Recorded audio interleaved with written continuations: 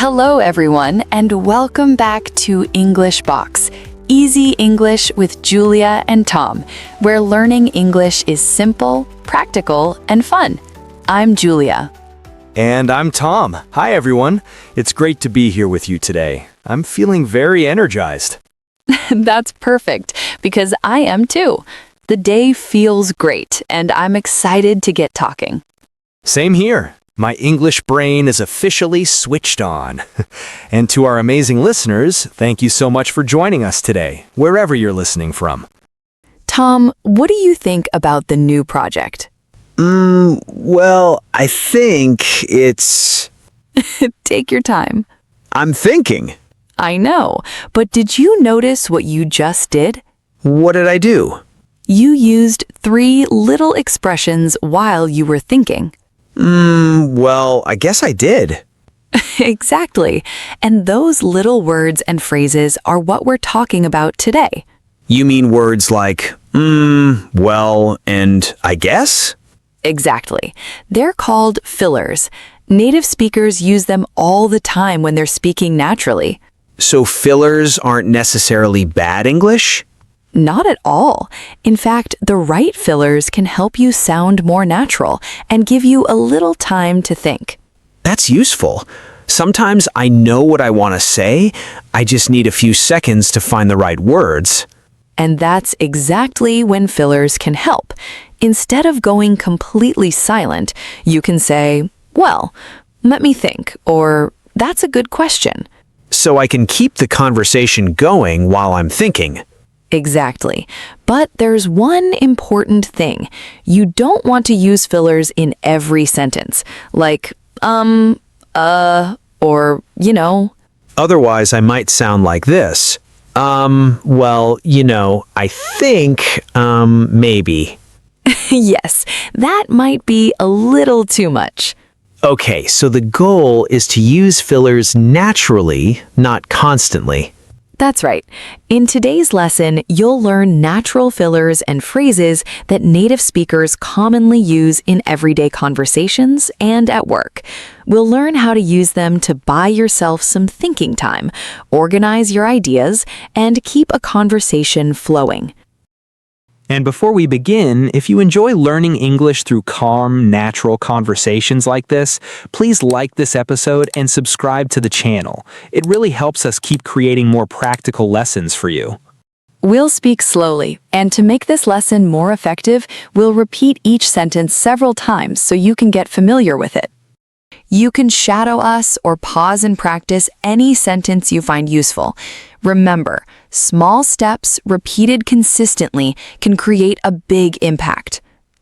You can practice by speaking out loud or even silently in your head, or just play this lesson again in the background while you're working. The more you hear and use these phrases, the more natural they'll feel. And when you need them in a real conversation, you'll be able to use them without overthinking. So, Julia, are you ready to teach me how to sound more natural? Absolutely. Great, let's get started.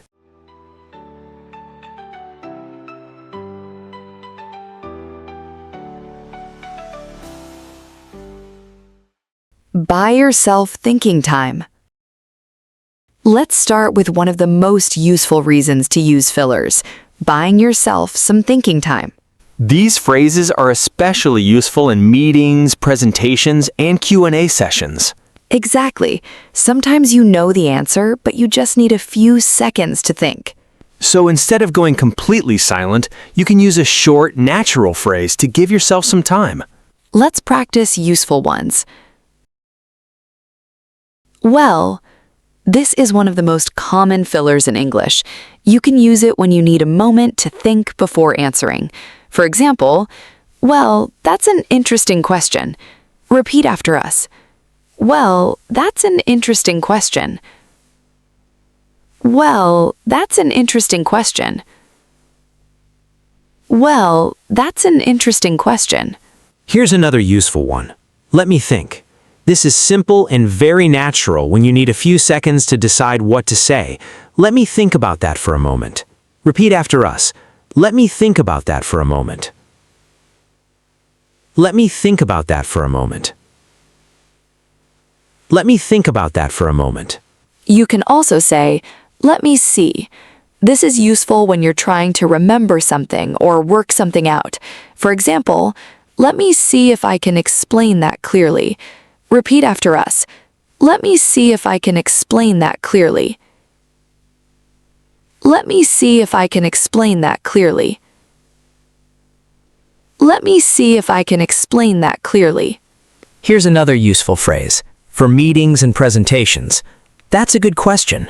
You can use it when someone asks you a question and you need a little time before answering. For example, that's a good question. Let me think. Repeat after us. That's a good question. Let me think. That's a good question. Let me think. That's a good question. Let me think. Great job. Now let's put these phrases into a short conversation.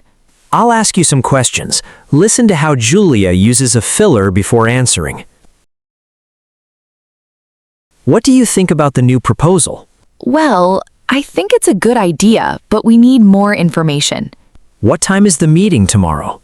Let me see. I think it's at 10. Should we change the current plan? I'm not sure. Let's look at the numbers first. How can we reduce costs without affecting quality? That's a good question. Let me think. Notice how these little phrases give you time to think without making the conversation feel awkward. Exactly. You don't need to answer immediately. Use a natural filler, take a moment, and then give your answer. And remember, you don't need to use fillers in every sentence. Right. Use them when you genuinely need a moment to think.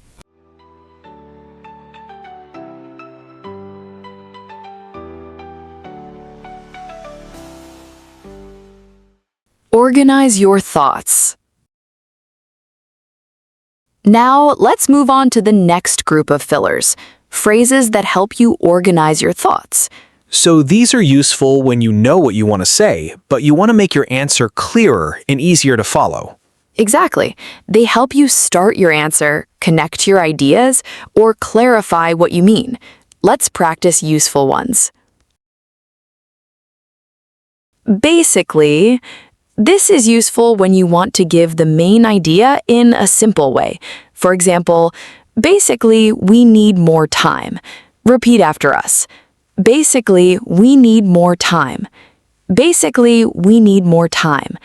Basically, we need more time. Here's another useful one. Actually, you can use it when you want to add information or give a different opinion. For example, actually, I have a slightly different view. Repeat after us. Actually, I have a slightly different view. Actually, I have a slightly different view. You can also say, I mean. This is very common in everyday conversation. You can use it when you want to explain or clarify your idea. For example, I mean, we could try a different approach. Repeat after us. I mean, we could try a different approach. I mean, we could try a different approach. I mean, we could try a different approach. Here's another natural phrase. The thing is, this is useful when you want to explain the main problem or an important point. For example, the thing is, we don't have enough information yet. Repeat after us. The thing is, we don't have enough information yet. The thing is, we don't have enough information yet. The thing is, we don't have enough information yet. And finally, what I mean is. You can use this when you want to make your meaning clearer. For example, what I mean is we need to focus on the main problem first. Repeat after us. What I mean is we need to focus on the main problem first. What I mean is we need to focus on the main problem first. What I mean is we need to focus on the main problem first. Great. Now let's see how these phrases work in a real conversation. Okay. Why do you think the project is taking so long? Basically, we need more time to test everything. But don't you think we should change the plan?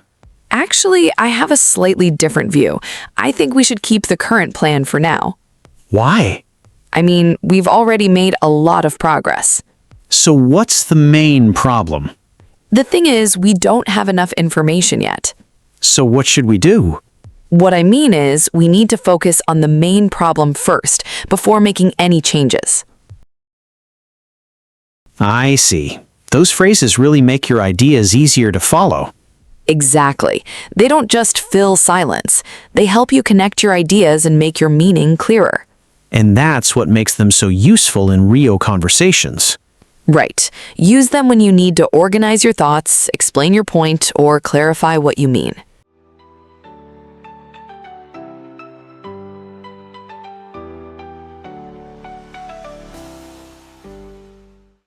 Sound more natural in conversation. Now, let's move on to the last group, fillers that you hear all the time in natural conversations. These phrases are very common in everyday English and can help your speech sound more natural. Exactly. Let's practice useful ones. You know. This is very common in everyday conversation. You can use it when you're explaining something or sharing a thought. For example, it's difficult, when you're working under pressure. Repeat after us. It's difficult, when you're working under pressure. It's difficult, when you're working under pressure. It's difficult, when you're working under pressure. Here's another one. I guess. You can use it when you're giving an opinion, but you don't want to sound too direct or certain. For example, I guess we could try that. Repeat after us. I guess we could try that. I guess we could try that. I guess we could try that. You can also say, I suppose. This is similar to I guess, and is useful when you're giving an opinion or accepting that something may be true. For example, I suppose that's one way of looking at it. Repeat after us. I suppose that's one way of looking at it. I suppose that's one way of looking at it. I suppose that's one way of looking at it. Here's a very common phrase in casual conversation. Kind of. You can use it when something is difficult to describe exactly or when it's somewhere between two things. For example, it's kind of difficult to explain. Repeat after us. It's kind of difficult to explain. It's kind of difficult to explain. It's kind of difficult to explain.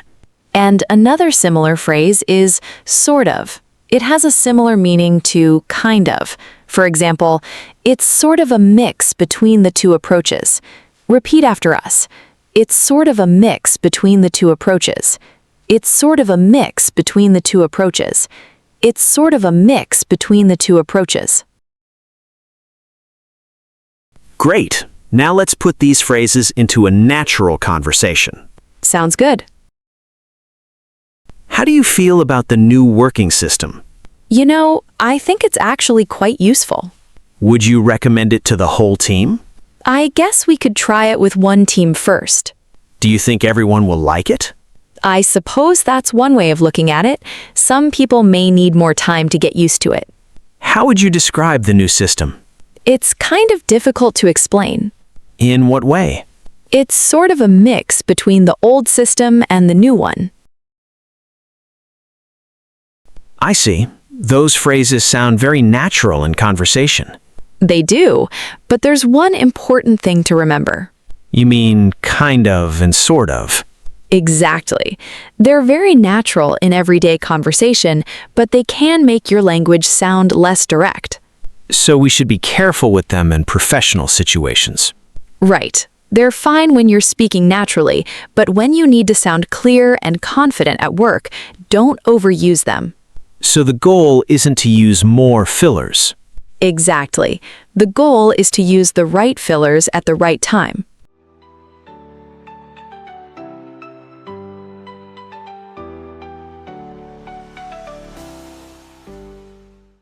Great job! You've now learned natural fillers and phrases that can help you sound more natural in English. Now let's put everything together in one short workplace conversation. Listen carefully and notice how the fillers help the conversation flow naturally. Tom, what do you think about our sales results this quarter? Well, I think the results are actually quite positive. What makes you say that? Basically, we've increased sales in 3 key markets. That's true, but what about our costs? Let me think. The thing is, our costs have also increased. So what should we do? I guess we need to look at where we're spending the most. That's a good point. And, if we reduce some unnecessary costs, we could improve our results even more. Great. That sounds like a good starting point. Did you notice how the fillers helped keep the conversation flowing naturally? They gave Tom time to think, organize his ideas, and respond naturally. But remember, you don't need a filler in every sentence. Use them when you need a moment to think, clarify an idea, or keep the conversation natural. And don't worry if you don't use them perfectly at first. Start with 1 or 2 phrases that feel comfortable for you. Listen, shadow, speak. And the more you practice, the more naturally these phrases will come to you. Great job today. Now it's your turn. The next time you need a moment to think, don't panic or go completely silent. Try saying, well, let me think, or that's a good question. And remember, the goal isn't to use more fillers, it's to use them naturally and confidently. If you enjoyed this lesson, don't forget to like the video and subscribe to EnglishBox for more practical business English. Keep listening, keep practicing, and keep speaking. We'll see you in the next lesson. Bye for now.